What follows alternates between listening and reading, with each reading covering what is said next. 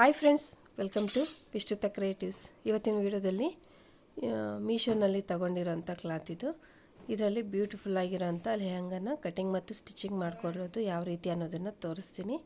ಇದು ಕ್ಲಾತ್ ಬಂದುಬಿಟ್ಟು 5 ಮೀಟರ್ಸ್ ಇದೆ. ಇದರಲ್ಲೇ ಟಾಪ್ ಆ್ಯಂಡ್ ಬಾಟಮ್ ಎರಡನ್ನೂ ಕೂಡ ನಾನು ಕಟಿಂಗ್ ಆ್ಯಂಡ್ ಸ್ಟಿಚಿಂಗ್ ಮಾಡ್ತಾಯಿದ್ದೀನಿ. 5 ಮೀಟರ್ಸ್ ಲೈನಿಂಗನ್ನು ಕೂಡ ತಗೊಂಡಿದ್ದೀನಿ, ಪಾಲಿಸ್ಟರ್ ಲೈನಿಂಗನ್ನು ತಗೊಂಡಿದ್ದೀನಿ ನಾನಿಲ್ಲಿ. ಈಗ ಇದನ್ನು ನಾವು ಬಾಟಮನ್ನು ಕಟಿಂಗ್ ಮತ್ತು ಸ್ಟಿಚಿಂಗ್ ತೋರಿಸ್ತಾ ಇದ್ದೀನಿ ನಾನಿವತ್ತು. ಕ್ಲಾತನ್ನು ನೋಡಿ ಈ ರೀತಿ ಫೋಲ್ಡ್ ಮೇಲೆ ಹಾಕ್ಕೊಂಡಿದ್ದೀನಿ. ನೀಟಾಗಿ ಈ ರೀತಿ ಹಾಕ್ಕೊಂಡು ನಮಗೆ ಎಷ್ಟು ಲೆಂತ್ ಬೇಕು ಅನ್ನೋದನ್ನು ಮಾರ್ಕ್ ಮಾಡ್ಕೋಬೇಕು. ಕೆಳಗಡೆ ನಾನು ಸ್ವಲ್ಪ ಫೋಲ್ಡ್ ಮಾಡಿ ಸ್ಟಿಚ್ ಮಾಡ್ತೀನಿ. ಅಷ್ಟನ್ನು ಬಿಟ್ಟು ಎಷ್ಟು ಲೆಂತ್ ಬೇಕು ಬೆಲ್ಟ್ಗೆ ಬಿಟ್ಟು 2 ಇಂಚು ಮಿಕ್ಕಿದ್ದನ್ನು ಇಲ್ಲಿ ಮಾರ್ಕ್ ಮಾಡ್ಕೋಬೇಕು. ವಿತ್ ಮಾರ್ಜಿನ್ ಕೂಡ ಸೇರಿಸ್ಕೊಡಿ. ಬೆಲ್ಟ್ ಹತ್ರ ಕೂಡ ನಮಗೆ ಒಂದು ಅರ್ಧ ಇಂಚು ಬೇಕಾಗುತ್ತೆ ಸ್ಟಿಚಿಂಗ್ ಮಾರ್ಜಿನ್ನು. ಅದನ್ನು ಕೂಡ ಸೇರಿಸ್ಕೊಂಡು ಈ ರೀತಿ ಮಾರ್ಕ್ ಹಾಕ್ಕೊಂಡು ಒಂದೇ ಮೀಡಿಯಮ್ ಲೆಂತ್ ಇರಬೇಕು. ಆ ಕಡೆ ಈ ಕಡೆ ಕೂಡ ನೋಡಿಕೊಂಡು ಅದನ್ನು ಹೆಚ್ಚು ಕಡಿಮೆ ಬರದೆ ಸ್ಟ್ರೈಟಾಗಿ ಒಂದು ಲೈನನ್ನು ಕೂಡ ಈ ರೀತಿ ಹಾಕ್ಕೊಳ್ಳಿ. ಹಾಕ್ಕೊಂಡು ಮೇಲೆ ಎಕ್ಸ್ಟ್ರಾ ಇರೋವಂಥದ್ದನ್ನು ಕಟ್ ಮಾಡ್ತಾಯಿದ್ದೀನಿ. ಇಲ್ಲಿ ಜಾಸ್ತಿ ಏನು ಎಕ್ಸ್ಟ್ರಾ ಇಲ್ಲ ನೋಡಿ. ಅದನ್ನು ನಾವು ಬೇಕು ಅಂದರೆ ಬೆಲ್ಟ್ಗೆ ಯೂಸ್ ಮಾಡ್ಕೋಬೋದು. ಇಷ್ಟನ್ನು ಈಗ ಕಟ್ ಮಾಡ್ಕೊಳ್ಳೋಣ.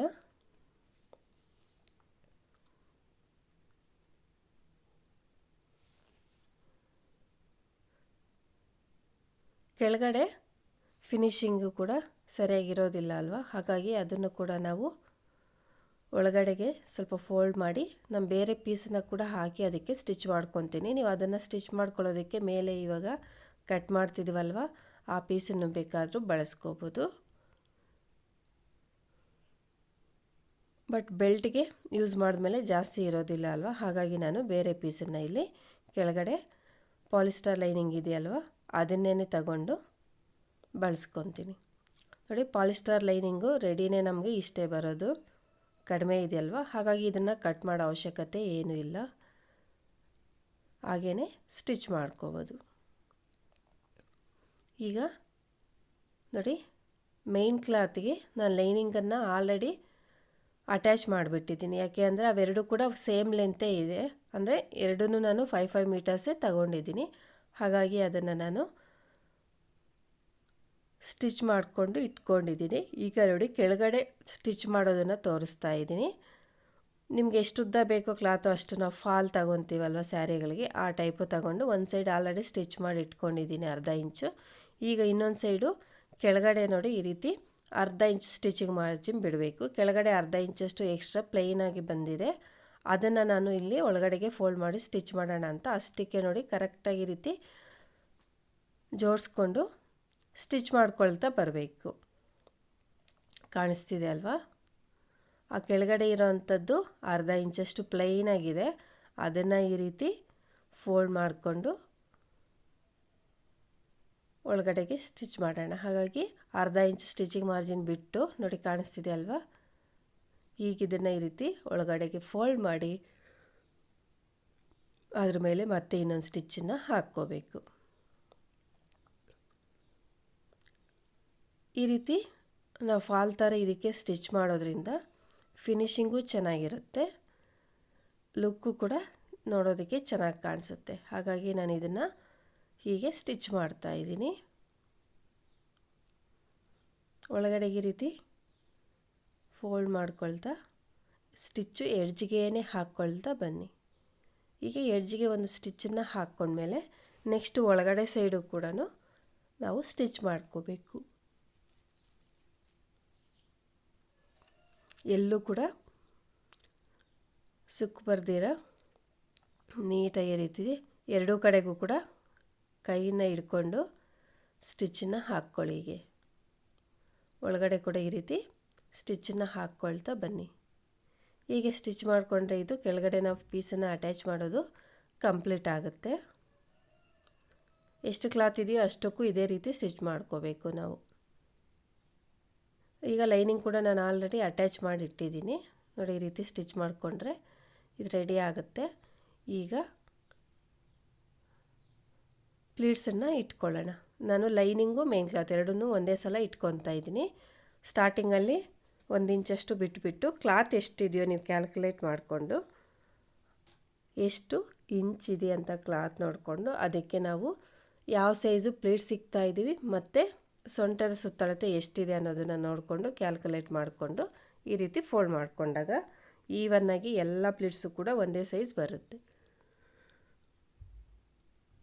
ನಾನು ಅದನ್ನು ಕೂಡ ವಿಡಿಯೋ ಹಾಕಿದ್ದೀನಿ, ಚಾನಲಲ್ಲಿ ವಿಡಿಯೋ ಇದೆ, ಒಂದು ಸಲ ಚೆಕ್ ಮಾಡಿ. ಈ ರೀತಿ ಎಲ್ಲ ಪ್ಲೇಟ್ಸು ಕೂಡ ನಾನು 1 ಇಂಚ್ ಅಗಲ ಇರೋ ಥರ ಪ್ಲೇಟ್ ಸಿಗ್ತಾಯಿದ್ದೀನಿ. 5.5 ಇಂಚು ಕ್ಲಾತನ್ನು ಈ ರೀತಿ 1 ಇಂಚಿಗೊಂದು ಮಾರ್ಕ್ ಹಾಕ್ಕೊಂಡು 5.5ಗೆ ಒಂದು ಮಾರ್ಕ್ ಹಾಕ್ಕೊಂಡು ಎಲ್ಲದನ್ನು ಈ ರೀತಿ ಪ್ಲೇಟ್ಸನ್ನು ಇಟ್ಕೊಳ್ತಾ ಹೋಗಬೇಕು. ಆಗ ಈವನ್ನಾಗಿ ಎಲ್ಲ ಒಂದೇ ಸೈಜೇ ಬರುತ್ತೆ ನೋಡಿ. ಈ ರೀತಿ ಫಸ್ಟೇ ನೀವು ಬೇಕಾದರೆ ಒಂದು ಮಾರ್ಕನ್ನು ಹಾಕ್ಕೊಬಿಟ್ಟು ನಂತರ ಸ್ಟಿಚ್ ಮಾಡ್ಕೊಳ್ತಾ ಹೋಗಿ, ಬೇಗ ಆಗುತ್ತೆ ಸ್ಟಿಚ್ ಹಾಕ್ಕೊಳ್ಳೋಕ್ಕೆ. ನೆಲದ ಮೇಲೆ ಹಾಕ್ಕೊಬಿಟ್ಟು ನೀಟಾಗಿ ಮಾರ್ಕ್ಗಳನ್ನ ಹಾಕ್ಕೊಬಿಡಿ.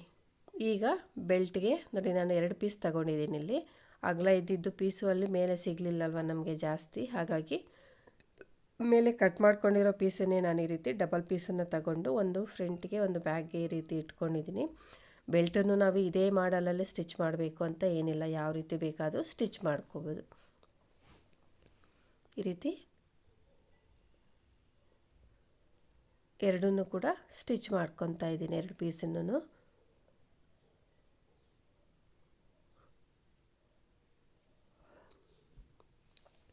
ಇಲ್ಲಿ ಕೂಡ ಅರ್ಧ ಇಂಚು ಸ್ಟಿಚಿಂಗ್ ಮಾರ್ಜಿನ್ ಬಿಟ್ಟು ನಾವು ಅಟ್ಯಾಚ್ ಮಾಡ್ಕೋಬೇಕು. ಕಂಪಲ್ಸರಿ ಮಾರ್ಜಿನ್ ಅನ್ನೋದು ಬಿಡಬೇಕು. ನಾವು ಆಗಲೇ ಪ್ಲೀಟ್ಸನ್ನು ಇಟ್ಕೊಳ್ಳೋದಕ್ಕೆ ಸ್ಟಿಚ್ ಹಾಕಿರ್ತೀವಲ್ವ, ಆ ಸ್ಟಿಚ್ ಮೇಲೇ ಮತ್ತೆ ಹಾಕ್ಕೊಳ್ತಾ ಬನ್ನಿ, ಆಗ ನೋಡೋದಕ್ಕೂ ಚೆನ್ನಾಗಿ ಕಾಣಿಸುತ್ತೆ. ಮಾರ್ಜಿನ್ನು ಕೂಡ ನಾವು ಫಸ್ಟೇ ಬಿಟ್ಟಿರ್ತೀವಿ ಪ್ಲೀಟ್ಸನ್ನು ಇಟ್ಕೊಂಡು ಸ್ಟಿಚ್ ಮಾಡಬೇಕಾದ್ರೆ, ಅದನ್ನೇ ಇಲ್ಲಿ ಬಿಟ್ಟು ಸ್ಟಿಚ್ಚನ್ನು ಹಾಕ್ಕೋಬೇಕು. ಹೀಗೆ ಇದನ್ನು ಅಟ್ಯಾಚ್ ಮಾಡ್ಕೊಂಡ್ಮೇಲೆ ಬೆಲ್ಟಿಗೆ ಈಗ 2 ಸೈಡು ಕೂಡ ಫೋಲ್ಡ್ ಮಾಡಿಕೊಂಡು ಡಬಲ್ ಫೋಲ್ಡ್ ಮಾಡಿಕೊಂಡು ಸ್ಟಿಚ್ ಮಾಡ್ಕೊಳ್ಳಿ. ನಾವು 1 ಇಂಚು ಬಿಟ್ಟಿರ್ತೀವಲ್ಲ ಸ್ಟಾರ್ಟಿಂಗಲ್ಲಿ, ಅದನ್ನು ಆ ಫೋಲ್ಡ್ ಮಾಡೋದು ನಾವು ಲೈನಿಂಗ್ ಸೈಡ್ಗೆ, ರಾಂಗ್ ಸೈಡ್ಗೆ ಫೋಲ್ಡ್ ಮಾಡ್ಕೋಬೇಕು. ಮೇಲೆ ಕೂಡ ನೋಡಿ ನಾನು ಒಳಗಡೆಗೆ ಇದನ್ನು ಈ ರೀತಿ ಫೋಲ್ಡ್ ಮಾಡಿ ಸ್ಟಿಚ್ ಮಾಡ್ಕೊಳ್ಳೋದಕ್ಕೆ ಫೋಲ್ಡ್ ಮಾಡ್ಕೊತಾ ಇದ್ದೀನಿ. ಹೀಗೆ ಡಬಲ್ ಫೋಲ್ಡ್ ಮಾಡಿ ಸ್ಟಿಚ್ಚನ್ನು ಹಾಕ್ಕೊಳ್ಳಿ. ಇದು ಜಾಸ್ತಿ ಲೆಂತ್ ನಾವು ಹಾಕೋ ಅವಶ್ಯಕತೆ ಇಲ್ಲ ನೋಡಿ. ಸ್ಕರ್ಟಿಗೆ ಒಂದು 5-6 ಇಂಚು ಅಥವಾ 4-5 ಇಂಚ್ವರೆಗೂ ಹಾಕ್ಕೊಂಡ್ರೆ ಸಾಕು. ಹೀಗೆ ಹಾಕ್ಕೊಂಡು 2 ಸೈಡು ಕೂಡ ಹಾಕ್ಕೊಳ್ಳಿ ಈ ರೀತಿ.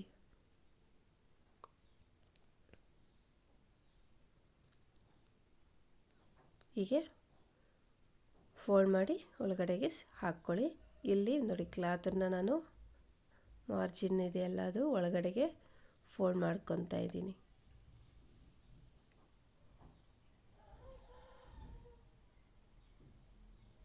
ಈ ರೀತಿ ಸ್ಟಿಚ್ಚನ್ನು ಹಾಕ್ಕೊಳ್ಳಿ. ಹೀಗೆ ಹಾಕ್ಕೊಂಡ್ಮೇಲೆ ಈಗ ಈ ಬೆಲ್ಟನ್ನು ನಾವು ಆಲ್ರೆಡಿ ಬೆಲ್ಟ್ಗೆ ಮೇಲೆ ಕೆಳಗಡೆ 2 ಸೈಡು ಕೂಡ ಸ್ಟಿಚ್ ಮಾಡಿದ್ದೀವಲ್ಲ, ಈಗ ಇದನ್ನು ಒಳಗಡೆಗೆ ಮಾತ್ರ ಫೋಲ್ಡ್ ಮಾಡಿ ನಾನು ಇಷ್ಟಾಗಲೂ ಬೆಲ್ಟನ್ನು ಇಡ್ತಾ ಇದ್ದೀನಿ. ಸ್ವಲ್ಪ 2.5 ಇಂಚಷ್ಟು ಬೆಲ್ಟ್ ಅಗಲ ಬರೋ ಥರ ಸ್ಟಿಚ್ ಮಾಡ್ಕೊಂಡಿದ್ದೀನಿ. ನೀವಿನ್ನೂ ಕಡಿಮೆ ಬೇಕು ಅಂದರೆ ಕಡಿಮೆ ಕೂಡ ಮಾಡ್ಕೋಬೋದು. ಹೀಗೆ ಸ್ಟಿಚ್ ಮಾಡಿದ್ರೆ ಬೆಲ್ಟ್ ರೆಡಿ ಆಗುತ್ತೆ. ನೆಕ್ಸ್ಟ್ ನಾವು ಸೈಡ್ ಫಿಟ್ಟಿಂಗನ್ನು ಮಾಡ್ಕೊಳ್ಳೋಣ.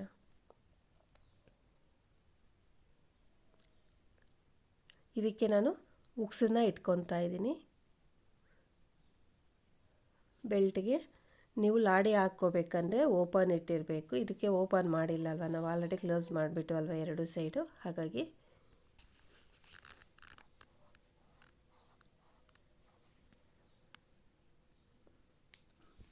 ಹೀಗೆ ಬೆಲ್ಟನ್ನ ಸ್ಟಿಚ್ ಮಾಡ್ಕೊಂಡಾದಮೇಲೆ ಈಗ ನಾವು ಸೈಡ್ ಫಿಟ್ಟಿಂಗ್ ಮಾಡೋಣ.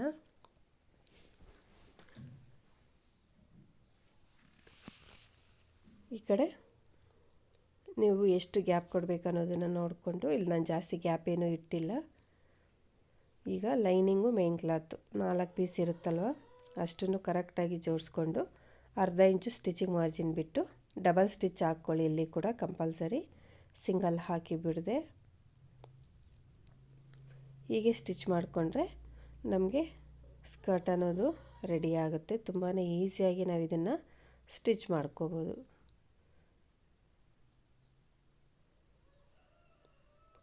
ಸ್ಟಾರ್ಟಿಂಗಲ್ಲಿ ಮತ್ತು ಎಂಡಿಂಗಲ್ಲಿ ರಫ್ ಹೊಡ್ಕೊಳ್ಳಿ. ಕಂಪಲ್ಸರಿ ರಫ್ ಹೊಡ್ಕೋಬೇಕು ಮತ್ತು ಡಬಲ್ ಸ್ಟಿಚ್ಚನ್ನು ಕೂಡ ಹಾಕ್ಕೋಬೇಕು. ಈಗ ಇದು ಕಂಪ್ಲೀಟ್ ಆದಮೇಲೆ ಯಾವ ರೀತಿ ಕಾಣಿಸ್ತಾ ಇದೆ ಅಂತ ಕೂಡ ತೋರಿಸ್ತೀನಿ. ಅಂದರೆ ತೋರಿಸೋಕೆ ಬೇಕೇನು?